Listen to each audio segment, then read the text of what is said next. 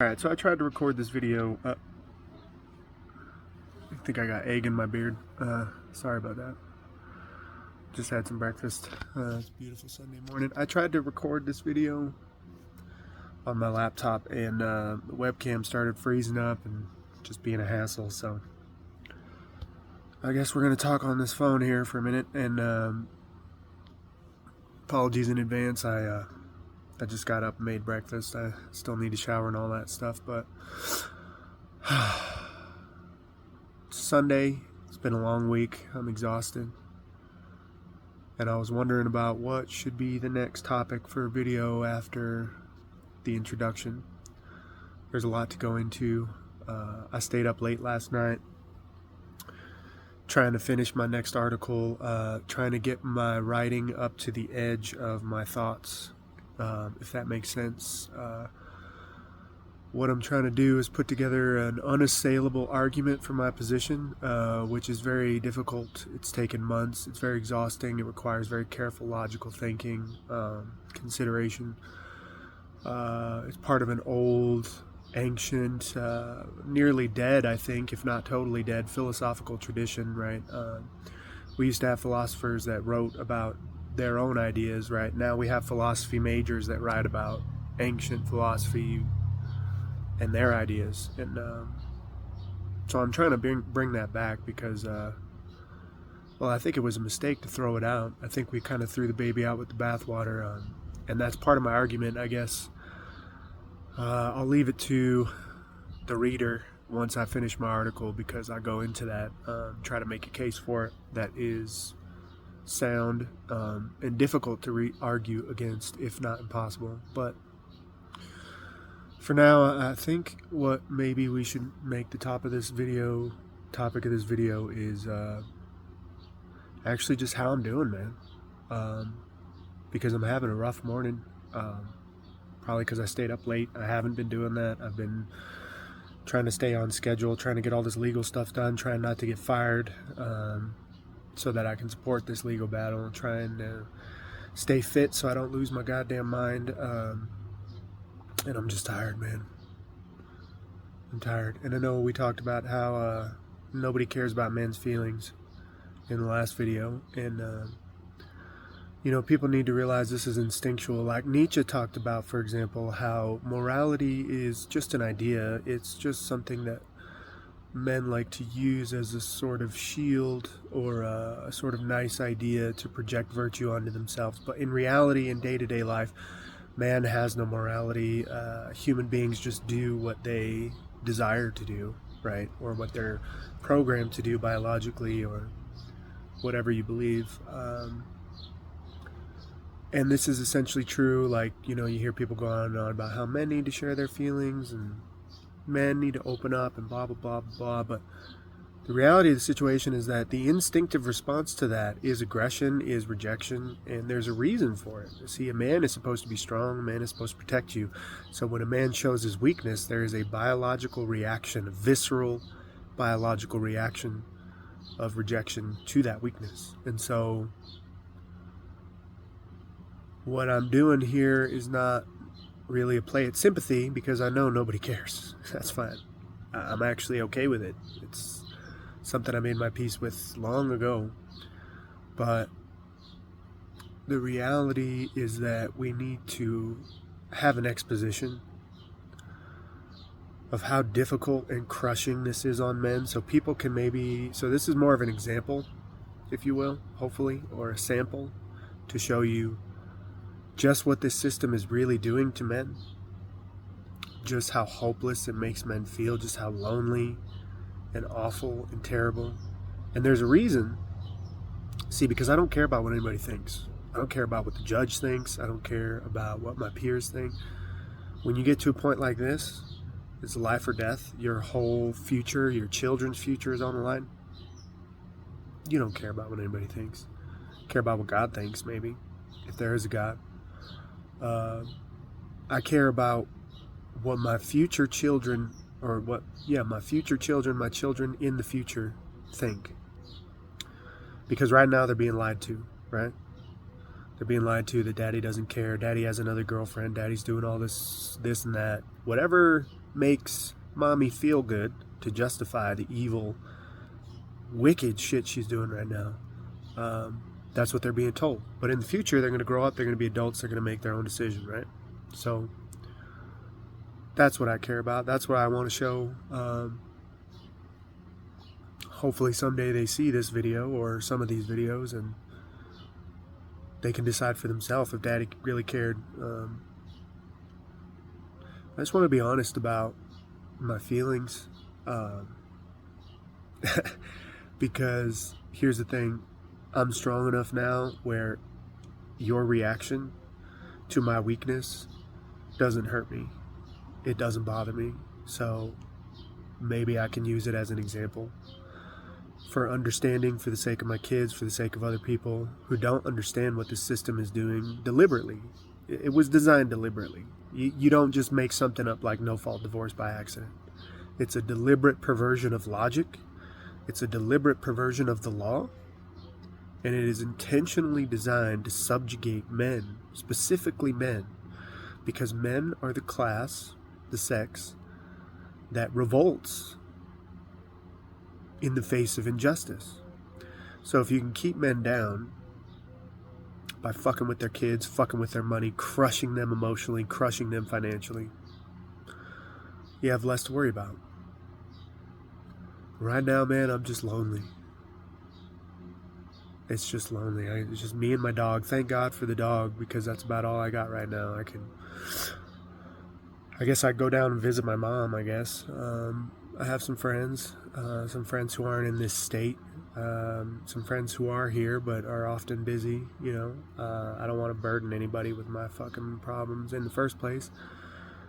You know, I'm going, I'm reading, I'm working, I'm going to the gym, I'm running, cooking, researching, fighting this battle, doing everything I can alone. And in one sense, I'm proud that I finally have the strength to fight this battle alone. I think part of the reason I've been stuck for so long is because I couldn't handle the weight of loneliness, and I caved to the demands of what can only rightly be defined as a psychopath. You know, I heard somebody define today, as I woke up, check my Instagram, which I try not to do, but, you know, having a rough day. Just sort of doom scrolling for a little bit. I follow some interesting people, so there is at least some interesting information on there, but this lady was talking about how, you know, everybody's throwing around the word narcissist nowadays. How do you tell who the real narcissist is? Well, and who the victim is, quote unquote. I don't even like that word, victim, but for better or worse. And the reality, and she said something that kind of made a lot of sense. She said the victim will be alone, right? Now, the narcissist will try to make it seem like the victim isn't alone. He'll probably try to make it seem like they're a cheater, or they're doing all this fun stuff, or behind their back, but the reality is that this person will be isolated, intentionally isolated by the narcissist. If they're really sick, if they're really deluded, then the narcissist will be able to convince themselves that this isn't even what's happening. And we can go into this about the dynamics between men and women once. I think I want to finish my writing first before I go too much into it, so that I can reference my writing when I start trying to explain myself a little bit. This is just the emotional side, man. Like, I have been intentionally isolated. It's pretty impossible not to see it that way. When I think back over the years, and, you know, it's been so ruthless and so just such an onslaught of drama and emotional guilt and baggage and just endless accusations. I haven't even had time to think about it, but when I really have sat down recently and started to think about it, it's been endless. The endless, ruthless attempts to try to isolate me, you wouldn't even believe. I plan to write about it, specifically because I really believe people need to understand what's going on and the depth of what is happening in the minds of women to utterly crush men. And it's part of that thing I just mentioned. Like, we despise weakness in men. Women see their men as weak, and so they see them as disposable, as crushable, as unworthy, right? And the longer this goes on, The more they need an excuse, the more desperate they are to hold on to that man as their scapegoat, as their excuse. And here we are, 35 years old, nearly 15 years as a father. None of it matters. The fucking courts, the judge, everybody wants to look at me like I'm the problem. I'm sitting here fucking alone. Ain't nobody in my fucking house. Empty. See that? Ain't nobody in there. I was locked out of this house for a while until she finally took off with the kids. God knows where. Can't file a missing persons because the cops don't care. It's hard, man. I can't describe to you the crushing feeling and the amount of strength. Like if I go to the gym right now, if you saw me run or work at the gym, you see me working harder than anybody else, you'd probably be astounded. You'd probably think that I am some really strong guy, but what really I'm doing is I'm fighting an internal battle that is greater than the battles of anyone else there, apparently, or most of the people there. I don't want to say anybody, but so it may come off as strength, but it's actually battle. It's just a battle, and I don't intend to lose this battle. I want to make it clear that I'm not suicidal. I am willing to put my life on the line, but that doesn't mean I'm willing to take my own life. I'm willing to put my life on the line for what's right. If I die, somebody else is going to have to kill me. I ain't going to kill myself. I'm going to fight this battle to the death, to the bitter, cruel, violent death, if that's what it takes to bring this corruption to an end once and for all. Not for my sake,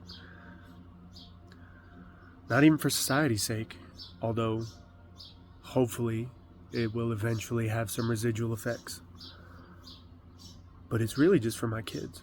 That's it. My kids, my sons in particular, I think, and my daughters, for different reasons. My sons, so that they never have to go through this bullshit. They never have to be crushed by a corrupt system as a psychotic woman completely fucking discredits their entire existence.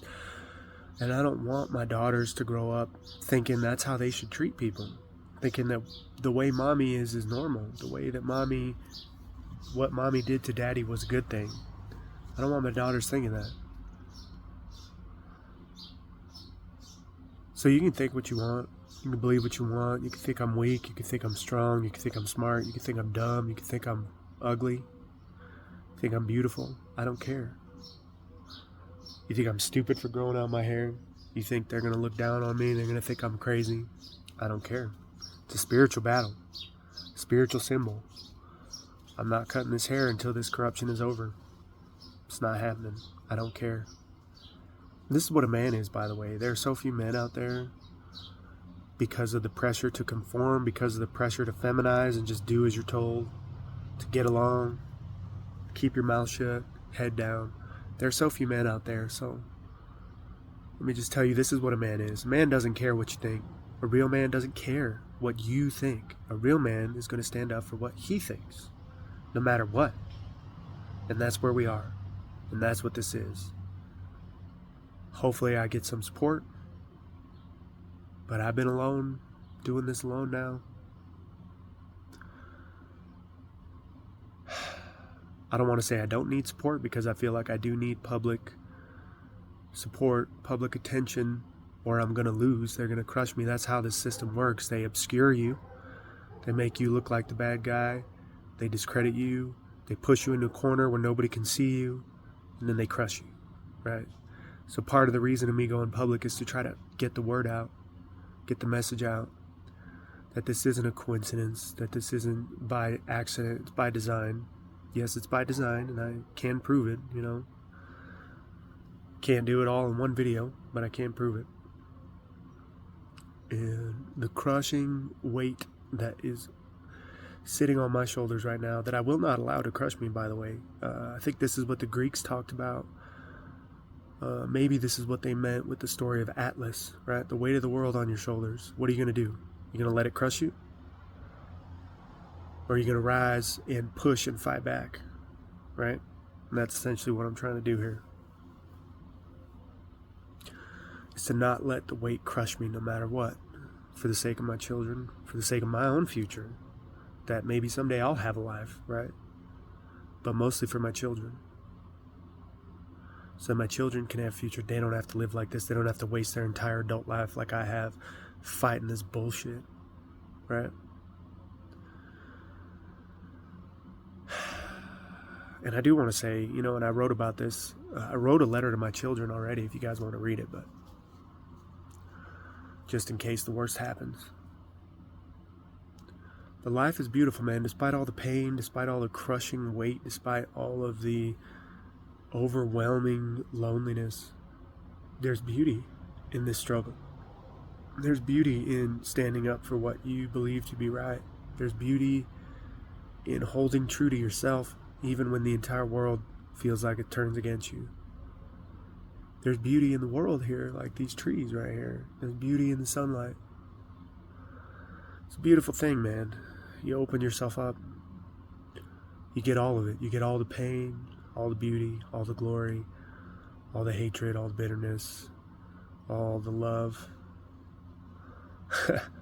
Although I'm not really feeling the love right now, if I'm being honest. I have gotten some love from some very good people that have supported me. And,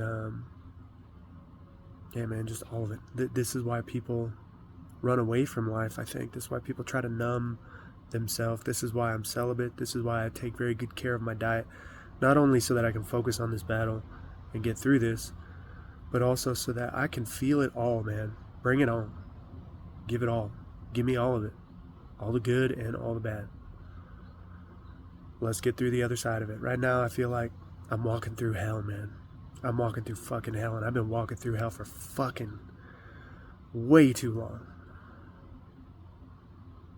And I'm to the point now where I'm so used to it. So used to the flames. I'm so used to the fire.